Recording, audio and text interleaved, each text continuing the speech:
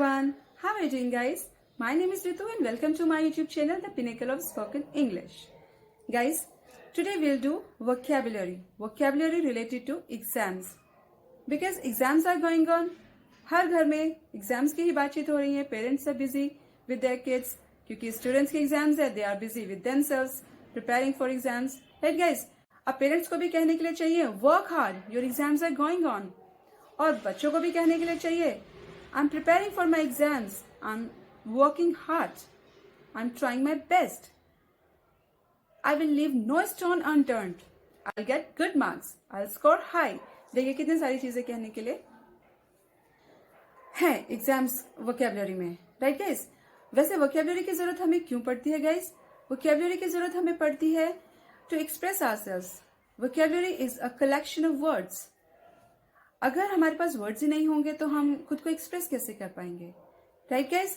सो मैं आपको बता दूं, जब भी मैं आपको वोकैबुलरी की क्लासेस कराती हूँ तो पहले मैं इंसिडेंट्स नरेट करती हूँ और जो भी इंसिडेंट्स होते हैं उसमें जो भी वर्ड्स आते हैं उसका हम मीनिंग करते हैं और उसको समझते हैं, उससे रिलेटेड एक्सप्रेशंस करते हैं. ऐसा हम इसलिए करते हैं गाइस कि जब हम किसी इंसिडेंट के थ्रू कोई वर्ड्स लर्न करते हैं तो वो इजी टू मेमोराइज होते हैं, वो हमें अच्छे लंबे समय तक याद रहते हैं.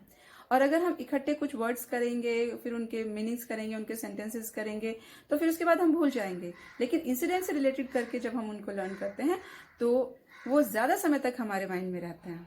तो ऐसे ही एक इंसिडेंट के साथ हम अपनी एग्जाम वोकैबुलरी को आगे लेकर चलते हैं, right guys? Guys if you remember, मेरे कजिन है happy go lucky. Happy go lucky means मस्त मोला. मैंने आपको पिछली वीडियो में बताया था, पर्सनैलिटी रिलेटेड वीडियो में. सो वो एकदम मस्त मोला इंसान है, किसी चीज की कोई टेंशन नहीं लेता. मैं उसको बोलती हूँ work hard, you have to pass the exam. Work hard, you have to sit for an exam. You have to take an exam. और किस तरीके से कह सकते हैं, देखिए जैसे हम हिंदी में बोलते हैं मुझे एग्जाम देना है, इंग्लिश में एग्जाम देना नहीं है, इसके लिए हम बोलते हैं take an exam. Appear for exam या appear for boards, sit for an exam और do an exam, right guys? Okay, अच्छे मार्क्स लाने हैं तुम्हें एग्जाम में, इसके लिए हम बोलते हैं you have to pass the exam with good marks. You have to get a good score. You have to score high. You have to get good marks, right guys? इस तरीके से हम उनको बोलते हैं. Okay, alright. अब ये जो मेरा कजन है, मैं आपको बताती हूँ कि इसको कितना भी मैं पढ़ाती हूँ, कितना भी समझाती हूँ, but he takes the things so lightly. I try to make him understand the importance of study. Like not only I but many people always try to tell him that he should work hard, but he turns a deaf ear to it. ध्यान नहीं देता, सुनता नहीं है, छोड़ो करे, इस तरह का एटीट्यूड रखता है. लेकिन एक और चीज है उसके अंदर, he always tries to change the topic. कैसे?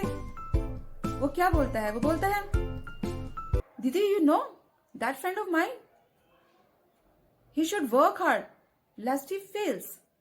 उसको मेहनत करनी चाहिए वरना वो फेल हो जाएगा.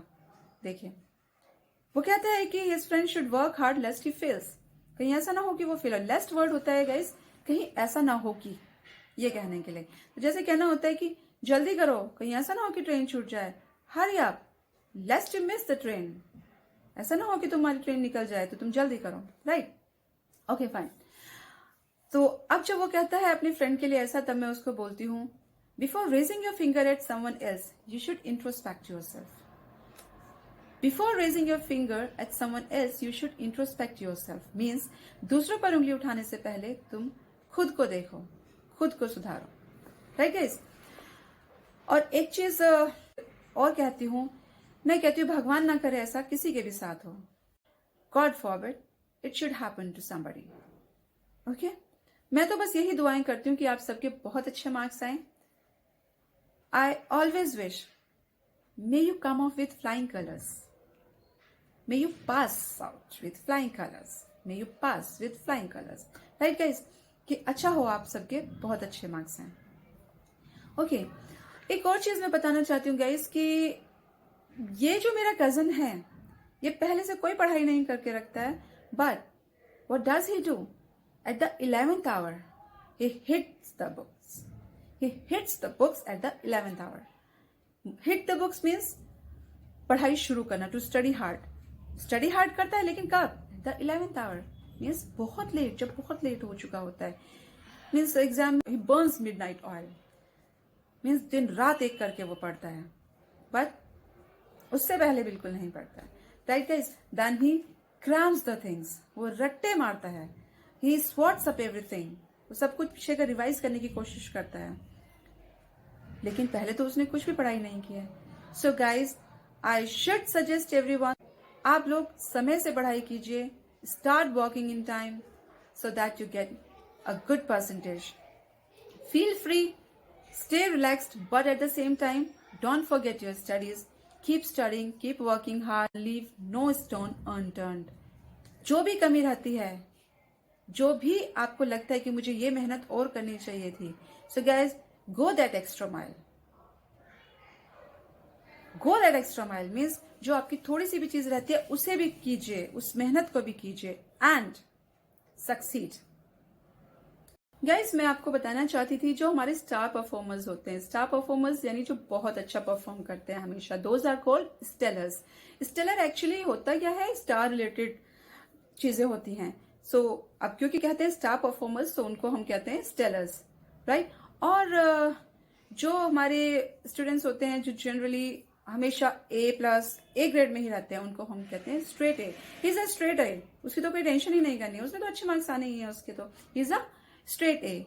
कुछ बच्चे होते हैं जो बहुत कंसिस्टेंटली मेहनत करते हैं, though they are not very intelligent but they are consistent workers, और उनको कहते हैं plodders, right guys? Those are called प्लॉडर्स।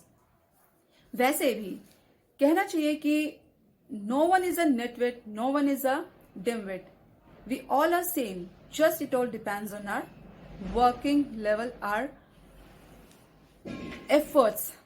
हमें कितने efforts करने हैं, हमारे efforts अच्छे होंगे तो हमारा result भी अच्छा होगा। And one thing I should say guys, while you are studying hard, at the same time take care of your health and be happy, be healthy and work hard towards your studies and come out with flying colors. So have a nice time guys. Good luck.